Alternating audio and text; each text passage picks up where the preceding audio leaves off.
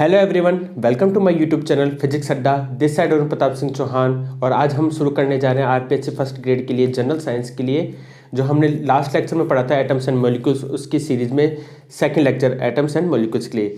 Last lecture में हमने पढ़ा था, हमने देखा था कि जो एटम्स क्या होते हैं उसको हमने समझा था। उसके बाद हमने मॉलिक्यूल्स यानी जो अणु के बारे में थी उसकी जानकारी हमने समझी थी। उसके बाद हमने देखा था नाभिक के बारे में कि नाभिक के अंदर कौन कौन से जो पार्टिकल्स होते हैं, कण होते हैं, वो मौजूद रहते हैं। उसी दौरान हमने देखा था कि जो नाभिक होता है उसके अंदर होते हैं दो पार्टिकल्स, आपके न्यूट्रॉन्स और प्रोटॉन्स। ठीक है, उसके बाद हमने देखा था उसके जो ऊर्जा कक्ष थे, बाह्य भाग था, उसके अंदर इलेक्ट्रॉन्स गमन करते हैं और इलेक्ट्रॉन्स की जो संख्या होती थी, अधिकतम इलेक्ट्रॉन्स की संख्या होती थी वो होती थी 2n² के लिए। उसी प्रकार जो आपका परमाणु होता था उसके लिए उसमें चार कोषों के बारे में हमने जानकारी कही थी, जिसकी जो थे KLMN, जिसके संबंध में जो K के लिए जो N की वैल्यू होती थी वो 1 होती थी, L के लिए 2 होती थी, M के लिए 3 होती थी और आपके N कोष के लिए 4 वैल्यू होती थी N की। तो इसी प्रकार जो उसमें इलेक्ट्रॉन्स की अधिकतम संख्या होती थी KLMN के लिए वो होती थी 2, 8, 18 और 32 हुआ करती थी। अब हम देखेंगे ये थोड़ी सी जानकारी के लिए कि परमाणु के अंदर जो पार्टिकल पाए जाते हैं, जो मूलभूत कण पाए जाते हैं, जैसे इलेक्ट्रॉन, प्रोटॉन, न्यूट्रॉन, उनकी खोज किसने करी, उनका आवेश क्या होता है और उनका द्रव्यमान क्या होता है। चलिए शुरू करते हैं। तो मैंने ही आप पे पहले से ही अपने व्हाइट बोर्ड पे जो डेटाज है, जो इन्फॉर्मेशन है इलेक्ट्रॉन्स, न्यूट्रॉन्स, प्रोटॉन्स की, वो पहले से लिख रखी है। तो आज ये हमको देखते हैं। तो नाभिक के अंदर जो मूल कण पाए जाते हैं मुख्य रूप से वो 3 होते हैं। आपके इलेक्ट्रॉन जो ऊर्जा कक्षों में गमन करते हैं, उसके अलावा जो आपके नाभिक के अंदर जो कण पाए जाते हैं वो होते हैं आपके प्रोटॉन और न्यूट्रॉन। तो हम देखेंगे जो इलेक्ट्रॉन पार्टिकल है, जो इलेक्ट्रॉन का कण है, उसकी खोज करी थी जे थॉमसन ने। ठीक है, और जो इलेक्ट्रॉन पे जो चार्ज होता है वो होता है 1.6 गुणा 10⁻⁻19 कूलाम।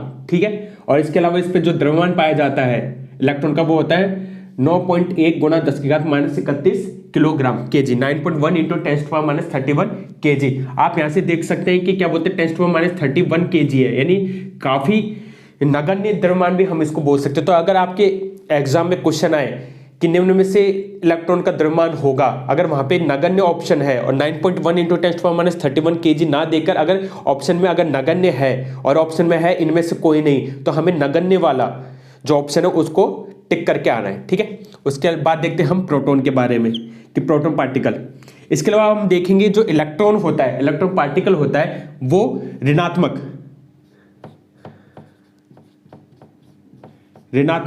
प्रवृत्ति का आवेश होता है, यानी ये एक नेगेटिव चार्ज पार्टिकल होता है, यानी ऋणात्मक आवेशित कण होता है। उसके बाद हम देखेंगे प्रोटॉन।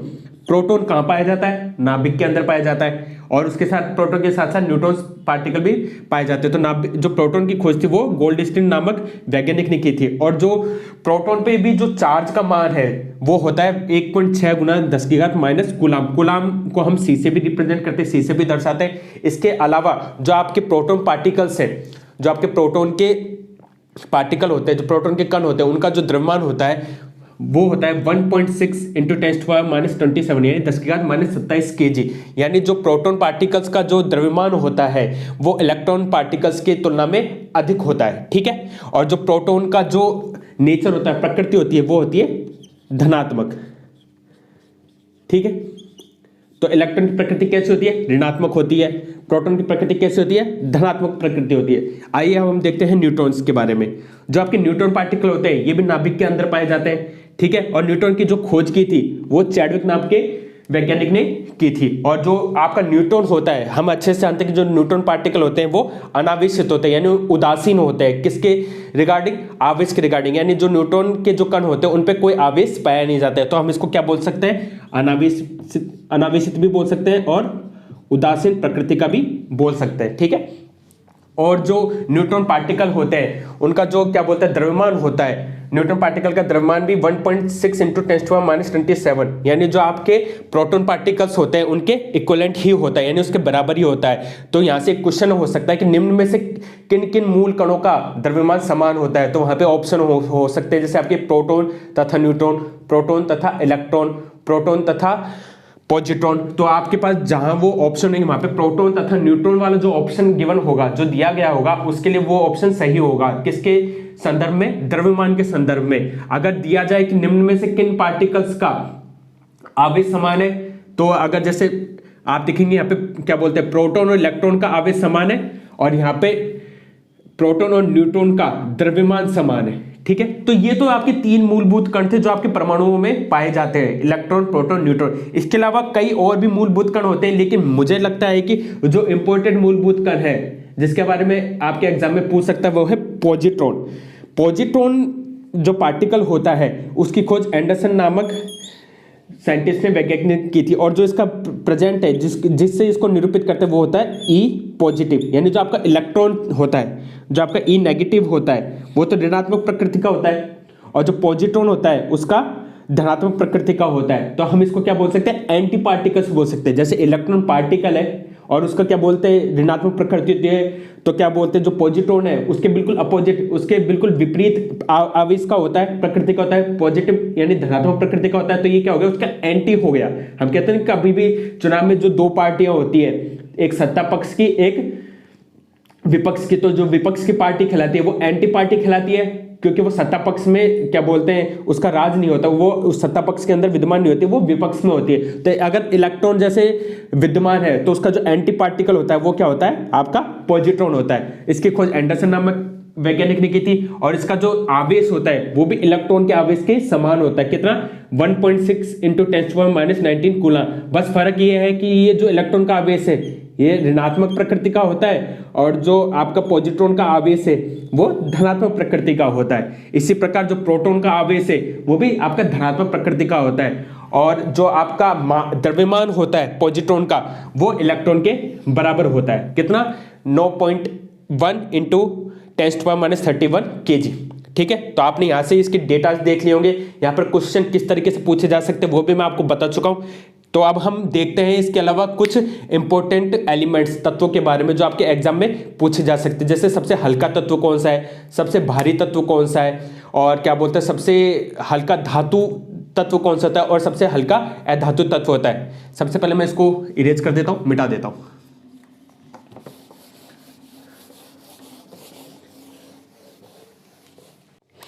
अब हम देखते हैं कुछ महत्वपूर्ण तत्वों के बारे में। आइए चलो शुरू करते हैं। तो आपका जो सबसे पहला महत्वपूर्ण तत्व है, पहला पॉइंट है आपका कुल ज्ञात तत्व, उनकी संख्या है 112। जिसमें दूसरा पॉइंट है आपका प्राकृतिक रूप से, प्राकृतिक तत्वों की संख्या है आपकी 92। थर्ड है आपका कृत्रिम तत्व, यानी मानव द्वारा निर्मित प्राकृतिक तत्वों के संयोजन से, वो है 20। ठीक है, यानी अगर आवर्त सारणी के अंदर आप कुल तत्वों की संख्या देखोगे वो है आपकी 112, जिसमें प्राकृतिक रूप से यानी नेचुरल रूप से जो आपके एलिमेंट्स पाए जाते हैं वो है आपके 92, और जो क्या बोलते हैं कृत्रिम ह्यूमंस के द्वारा जो रिफॉर्म किए गए या फॉर्मेशन किए गए हैं वो एलिमेंट्स आपके कितने हैं? 20। ठीक है, इसके अलावा आपके इंपॉर्टेंट डेटाज आते हैं। जैसे सबसे भारी तत्व,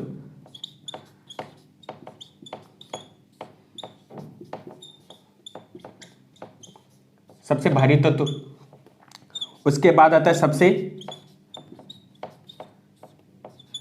हल्का तत्व, उसके बाद आता है सबसे भारी धातु, सबसे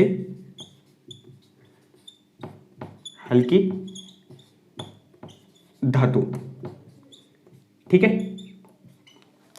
तो प्रकृति के अंदर जो सबसे भारी तत्व है वो है आपका यूरेनियम,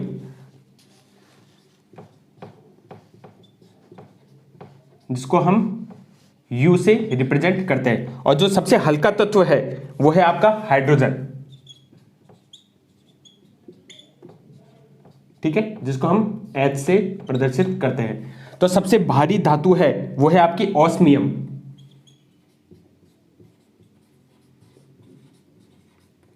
जिसको आप OS से रिप्रेजेंट प्रदर्शित करते हैं। और जो सबसे हल्की धातु है वो है आपका लिथियम, जिसको आप Li से प्रदर्शित करते हैं। ठीक है, यानी प्रकृति के अंदर जो सबसे भारी तत्व है वो है आपका यूरेनियम, जिसको हम U से प्रदर्शित करते हैं, और इसका जो परमाणु क्रमांक होता है Z वो होता है आपका 92, और जो हाइड्रोजन का परमाणु क्रमांक होता है वो होता है आपका 1 यानी 1। यानी यूरेन आपसे यहाँ क्या क्वेश्चन पूछ सकता है एग्जाम के अंदर, आपके प्रकृति के अंदर सबसे भारी तत्व कौन सा है, यूरेनियम हो गया। ठीक है, और सबसे हल्का तत्व कौन सा है, हाइड्रोजन पूछ सकता है। अब उसके करस्पॉन्डिंग उनके क्या बोलते हैं, उन तत्वों को किस प्रकार से प्रदर्शित किया जाता है, कि जैसे पूछे निम्न में से सबसे भारी तत्व है, और नाम ना देके उनके आपके जो रासायनिक तत्व के जो प्रदर्शित चिन्ह होते हैं, जैसे मैंने बताया था आपको ZXA, तो यूरेनियम के लिए X बराबर क्या है, U से प्रदर्शित किया जाता है, रासायनिक तत्व आपका यही तो है, और जो Z की वैल्यू होती है वो 92 होती है।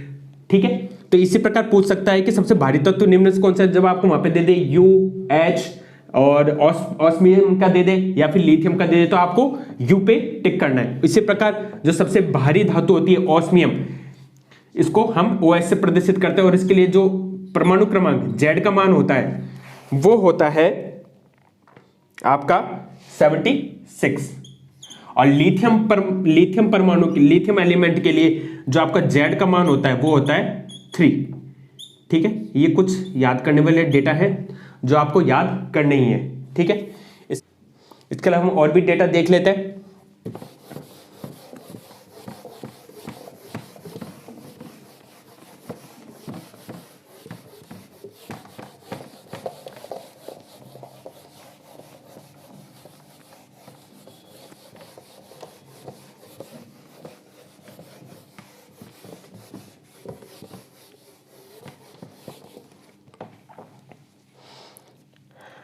अन्य इंपॉर्टेंट जो अदर आपके इंपॉर्टेंट पॉइंट्स है उसमें क्या और क्या पूछ सकता है, उसमें पूछ सकता है कि पृथ्वी पर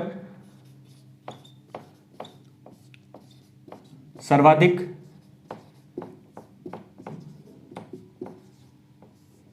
मात्रा में पाया जाने वाला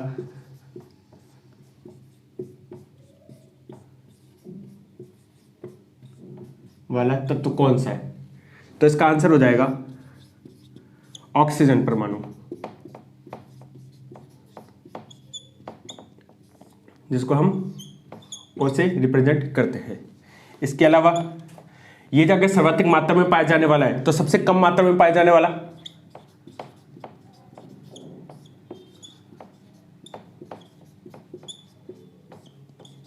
तो सबसे कम मात्रा में पाया जाने वाला आपका तत्व है वो है एल्यूमिनियम,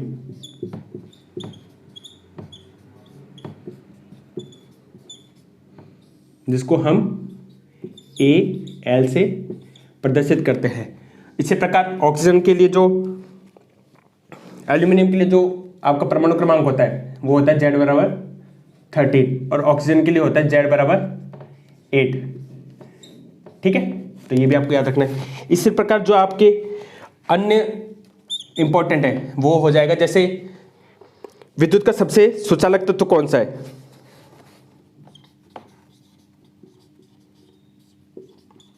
सबसे सुचालक तत्व, जैसे धातु तत्व के अंदर वो है आपकी चांदी। ठीक है, इसी प्रकार सबसे सुचालक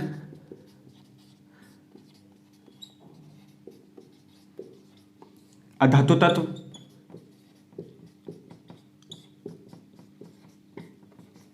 ये तो आपका एक्सेप्शन और काफी इंपॉर्टेंट है सब, क्योंकि ज्यादातर क्या होता है कि जितने भी अधातु होते हैं विद्युत के कुचालक होते हैं, सुचालक ना होते हैं, लेकिन कुछ बोलते हैं ना एक्सेप्शन होते हैं, विद्यमान होते हैं। ज्यादातर तो केमिस्ट्री के अंदर ही एक्सेप्शन होते हैं, और आवर्त सारणी के तत्व तो ज्यादातर आपकी केमिस्ट्री से ही बिलोंग करते हैं। तो सबसे सुचालक अधातु तत्व वो होता है आपका ग्रेफाइट,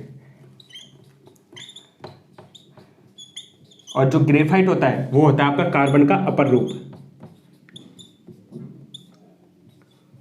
कार्बन का अपर रूप जो कार्बन से बना हुआ होता है। इसके अलावा द्रव धातु, हमें पता है कि जो धात्विक तत्व होते हैं उनमें द्रव प्रकार का जो प्रकृति होती है वो पारे की होती है, पारा, ठीक है, जिसे हम मर्क्यूरी भी बोलते हैं और उसको Hg से प्रदर्शित किया जाता है। इसी प्रकार द्रव्य धातु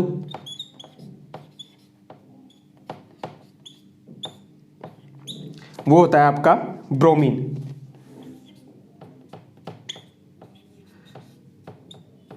जिसके लिए Z का मान होता है आपका 35 और मर्क्यूरी के लिए आपकी Z का मान होता है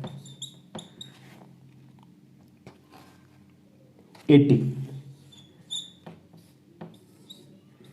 मैंने आपको तत्वों से संबंधित कुछ इंपॉर्टेंट डेटाज यहाँ पे बता दिए हैं। जैसे मैंने आपको पहले बताया कि सबसे प्रकृति में टोटल तत्व कितने होते हैं 112, जिसमें क्या बोलते हैं प्राकृतिक रूप से जो तत्व पाए जाते हैं वो होते हैं आपके 92 और कृत्रिम रूप से होते हैं आपके 20। उसके बाद मैंने आपको बताया सबसे हल्की धातु कौन सी होती है, सबसे भारी धातु कौन सी होती है, ठीक है, सबसे हल्का तत्व कौन सा है, सबसे भारी तत्व कौन सा है, उनके संबंधित जो उनके परमाणु क्रमांक है Z की उसकी भी वैल्यू बताई। उसके बाद मैंने आपको बताया कि पृथ्वी पर सर्वाधिक पाया जाने वाला तत्व कौन सा है, ऑक्सीजन होता है, जिसका परमाणु क्रमांक 8 होता है। इसके बाद सबसे कम मात्रा में पाया जाने वाला तत्व होता है एल्यूमिनियम, जिसका परमाणु क्रमांक होता है 13, ठीक है। उसके बाद हमने देखा कि सबसे सुचालक तत्व यानी धात्विक तत्व कौन सा है, जो धात्विक नेचर रखते हैं, यानी जो आपके विद्युत के सुचालक होते हैं वो होता है चांदी, जिसको हम Ag से सिल्वर बोलते हैं, जिसको हम Ag से प्रदर्शित करते हैं। उसके बाद हमने देखा कि सबसे सुचालक अधात्विक तत्व कौन सा है, यानी जो धातु ना होकर अधातु नेचर की होती है, लेकिन वो क्या होती है विद्युत की सुचालक होती है, वो होती है ग्रेफाइट, जो होता है कार्बन का अपर रूप,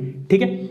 उसके बाद हमने देखा कि द्रव धातु कौन सी होती है, वो होती है पारा आपकी मर्क्यूरी, जिसको हम Hg से रिप्रेजेंट करते हैं। उसके बाद हमने देखा कि द्रव अधातु कौन सी होती है, वो होती है ब्रोमीन, जिसको हम Z बराबर 35, इसको हम Br, ब्रोमीन को Br से प्रदर्शित करते हैं, ठीक है। तो ये हमने जो आपकी आवाज सारणी होती है उससे संबंधित जो इंपॉर्टेंट डेटाज थे वो हमने यहाँ पे देख लिए हैं। आई थिंक इतना सफिशिएंट है आपके एग्जाम में, इससे बाहर तो मेरे अनुसार कुछ पूछा नहीं जा सकता है। बाकी और कुछ मेरे को इम्पोर्टेंट लगेगा आपके एटॉमिक और मॉलिक्यूल्स वाले टॉपिक से, तो हम उसको आगे डिस्कस कर लेंगे।